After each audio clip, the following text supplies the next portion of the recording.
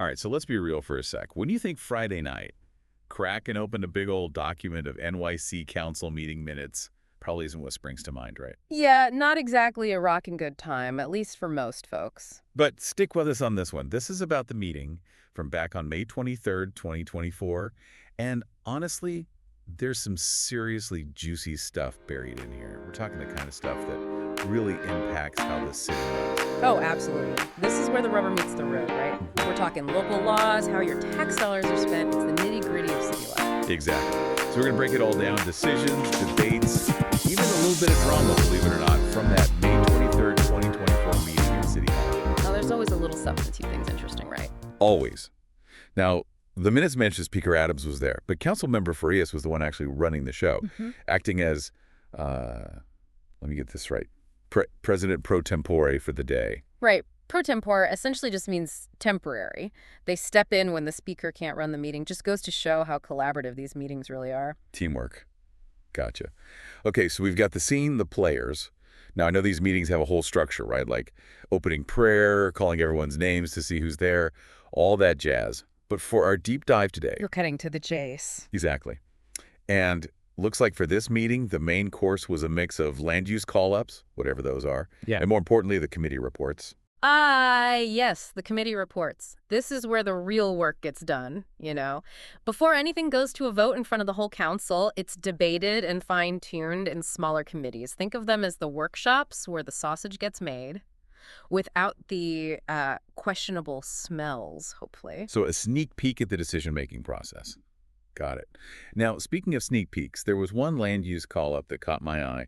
Something about the Red Hook Coastal Resiliency Project. Yeah, just from the name alone, sounds like it's about protecting Red Hook from flooding, rising sea levels, that whole deal. Big issue for coastal areas, so definitely interesting to see it here. No kidding. Yeah. Something to keep an eye on for sure. Okay, but let's get into those committee reports because if I'm reading this right, this is where things get really good. You are reading it right.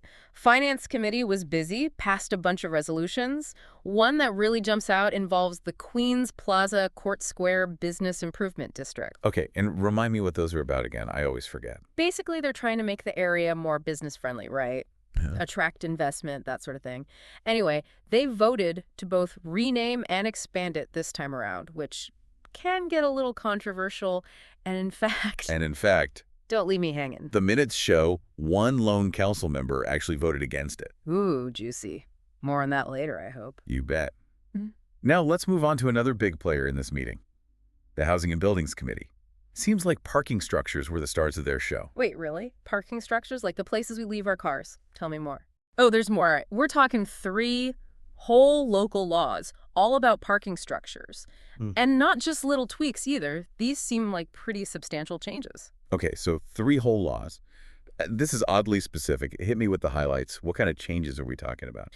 So the first one is all about safety. They're really digging into the structural integrity of these garages, making sure they can handle the weight they're supposed to. Load-bearing capacity is the technical term, I believe. Second one, they're throwing the book at anyone breaking the rules. Increased penalties for building code violations in parking structures. Sounds like they're serious about cracking down on any negligence. Wow. Okay, going straight for the legal hammer. And the third law.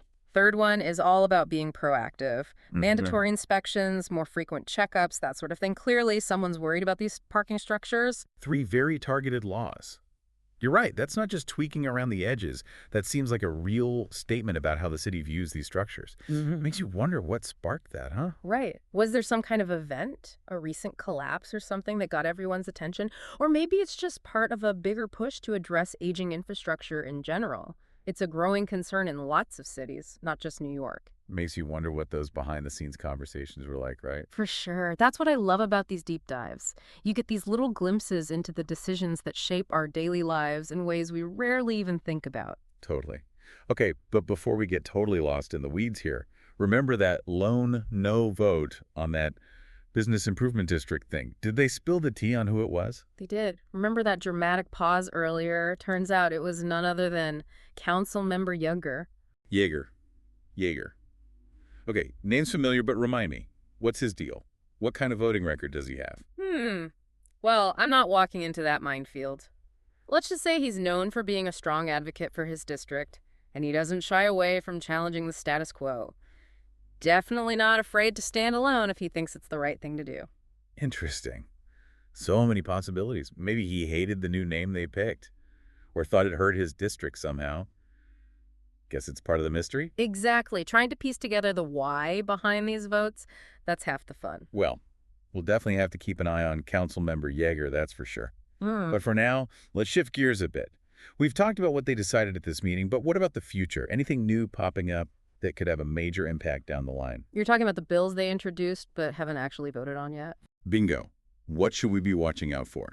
Well, let's just say there were a few with some particularly eye-catching titles, and I think our listeners are going to find them very interesting. Okay, now you've got me intrigued. Hit me with the headlines. What are we talking about here? All right, well, one that caught my eye right away was, get this, INT 0908 2024. INT 0908. Uh-huh. Okay, not exactly the most memorable name. What's it all about? Yeah, not exactly catchy, is it? But don't let the name fool you. This one's about giving the city council more say in who gets appointed to certain city commissioner positions. You know, right now, the mayor has a lot of power in choosing those rules. Right, right. So checks and balances, classic. Always a recipe for some good old-fashioned political debate. Okay, what else have we got on the roster of potentially earth-shattering legislation? Okay, you ready for this? Buckle up, Buttercup. In 0926 2024, this one's all about the use of artificial intelligence by city agencies. AI, whoa, now we're talking. Feels very 2024, I like it. So what's the angle? Are they trying to, like, regulate the robot overlords before they take over City Hall? Not quite robot overlords. Well, not yet anyway. But I see what you mean. No, this one's all about setting some ground rules for using AI responsibly and ethically in city government. Okay, yeah, because that could get out of hand real quick, couldn't it? So we're talking data privacy, algorithmic bias, all that good stuff. Exactly. It's about making sure this technology is used for good, that it benefits all New Yorkers. For sure, for sure. No one wants to see algorithms running wild on the streets in New York. Okay, last but not least, what's the final contender on our legislative watch list? Okay, this one's INT 0935 2024, and it's about tracking where people go after they leave homeless shelters. Oh, wow. Okay, so potentially a sensitive topic there. What's the thinking behind that one? Yeah, that's the million-dollar question, isn't it? And this one's going to spark some serious debate. I mean, you've got proponents saying this data is crucial for understanding the bigger picture, like migration patterns, and for figuring out how to best allocate resources and support.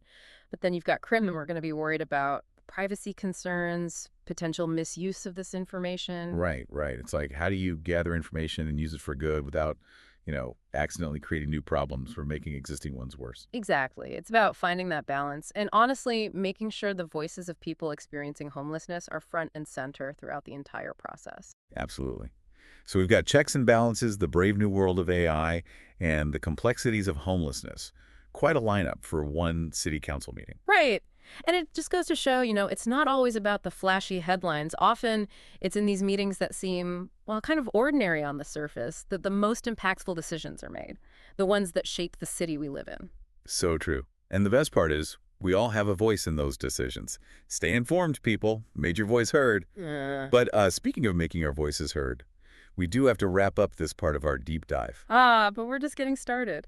But yeah, you're right. We do like to leave our listeners with a little something extra to ponder, don't we? That's right. A little food for thought, as they say. And Yes. this one's a real head scratcher. So we've spent this whole deep dive looking at this NYC council meeting, right, May 23rd.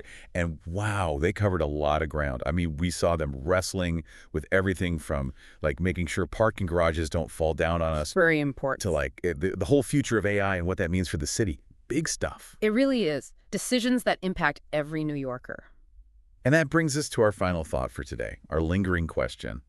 It's about this push and pull you always see in city government. Like, on one hand, they need to keep things running smoothly, safely. That's where those parking garage laws come in. But then... And then they've got to think about the bigger picture, right? Economic growth, Yeah. all that. Exactly. And we saw that with the zoning changes they were talking about. So the question is, are those two things, like, fundamentally at odds? Can you really go full steam ahead on development, new construction, all that, and still make sure everything's built to last, built safely? That's the million-dollar question, isn't it? It's like, how do we build for tomorrow without, accidentally breaking things today, or worse, building things that won't even make it to tomorrow. And is there a way for those goals to actually work together? Yeah. Could changing zoning regulations somehow make those parking structure rules even more effective? Or are those two always going to be pulling in opposite directions? No easy answers, but definitely something to think about. It is, and it's bigger than just this meeting, right? Bigger than even New York. It makes you think about what kind of future we're building everywhere. Okay, so big questions for a Friday afternoon. But that's what we do here on The Deep Dive, right? We dig into the nitty-gritty, we ask the tough questions, Yeah. and hopefully everyone comes away a little smarter, maybe a little more aware. And hopefully inspired to get involved, make your voice heard. Yes, 1,000 times, yes. Okay, folks, that's a wrap on our deep dive into this NYC Council meeting. Until next time, stay curious out there.